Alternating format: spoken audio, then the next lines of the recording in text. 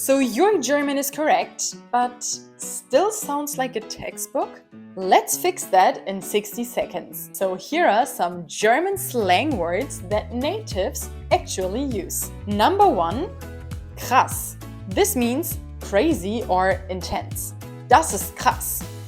That's insane. Number 2, geil, which means awesome or cool. Das ist geil. That's so cool. Number 3, bock, haben. So this means to feel like doing something or even not doing something. So, ich habe keinen Bock. I don't feel like it. Number 4, digga. So this is the meaning like bro.